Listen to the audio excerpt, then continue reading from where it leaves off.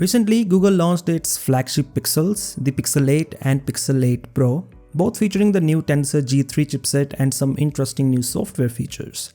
But as we know, the best-selling Pixels are the budget Pixels. This year we got the Pixel 7a, which has the Tensor G2 chipset, a 90Hz display and a 64-megapixel camera. Next year we are getting the Google Pixel 8a, and as always it should launch at the Google I/O in May. While we are still in 2023, we now have the renders of the Google Pixel 8a revealing the design of the phone from all the angles. Now this is not the first time we got to look at the Pixel 8a. In fact, last month a few hands-on images of the Pixel 8a leaked online, revealing the blue color option. Now these new renders have confirmed the same design once again. So as we can see, while the Google Pixel 7a had a boxy design, the Pixel 8a has a more rounded design, same as the recently launched Pixel 8 series. The camera visor is the same as the Pixel 8, but while the one on the Pixel 8 is the part of the frame, the one on the Pixel 8a is a separate unit. This was also the case with the Pixel 7a.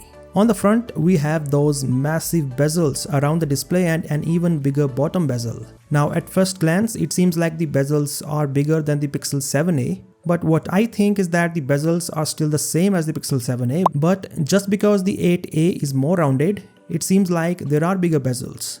Again, this is just my personal opinion. Also, if we compare the dimensions of the 7a and 8a, then we can see that not much has changed. The Google Pixel 8a has a 6.1-inch display, the same size as the 7a. The phone is slightly slimmer and narrower than the 7a, but the difference is not huge. And well, that is all about the design of the Pixel 8a. We do know the code name of the phone, and the chipset is the Tensor G2. It is also reported that the Tensor G2 inside the 8a will be an underclocked version of the one that Pixel 8 has. And finally, let us talk about the price.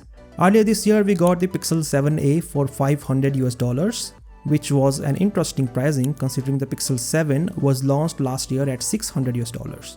In fact, even the Pixel 6 was launched at the same price as the Pixel 7. The point is, there wasn't a big difference between the prices of the 7a and the 7, and if you think about it, it made sense to spend a bit extra and get the Pixel 7 instead. But that might change next year considering the Pixel 8 has launched at $700. So if Google somehow manages to launch the Pixel 8a at the same price as the 7a, then it would be a great value for money phone.